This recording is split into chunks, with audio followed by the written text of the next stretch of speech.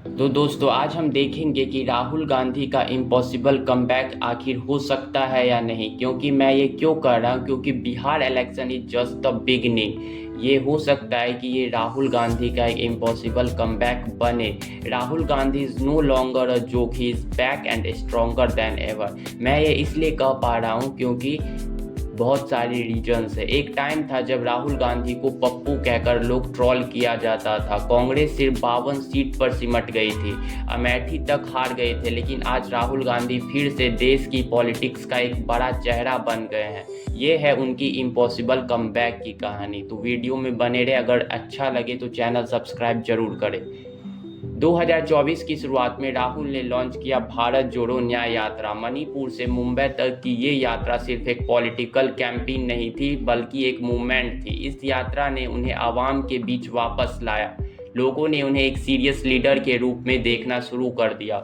Lok Sabha election 2024 के बाद कांग्रेस की सीट्स ऑलमोस्ट डबल हुए। राहुल गांधी को अनएनमेंसली लीडर ऑफ अपोजिशन बनाया गया। 10 साल बाद लोकसभा में अपोजिट को एक ऑफिशियल लीडर मिला। राहुल ने कास्ट सेंसस के लिए जो प्रेशर बनाया, उससे अप्रैल 2025 में गवर्नमेंट ने भी मान लिया कि ये एक बड़ा पॉलिटिकल विन था। तो चलिए आप जानते हैं वोट चोरी एलिगेशन क्या है। अगस्त 2025 में राहुल ने सरकार और इलेक्शन पर एक बड़ा आरोप लगाया, जो कि था वोट चोरी का। उन्होंने कहा कि वोटर लिस्ट में मैसिव डिसक्रिपेंसीज हैं, डुप्लीकेट वोटर्स हैं, फेक एड्रेसेस हैं। महावेदापुरा जो कि कर्नाटका में स्थित है, उनका भी उदाहरण दिया।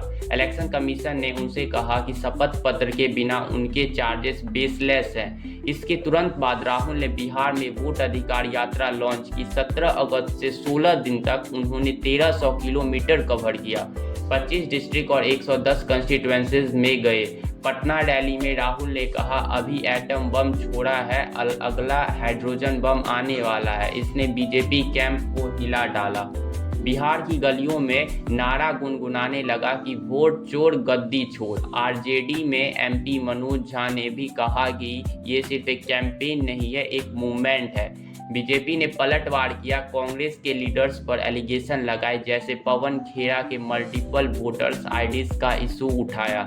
इलेक्शन कमीशन ने सीसीटीवी फुटेज रिलीज करने से मना कर दिया, बोली कि ये एक पर्सनल चीज़ है जो हम नहीं दिखा सकते।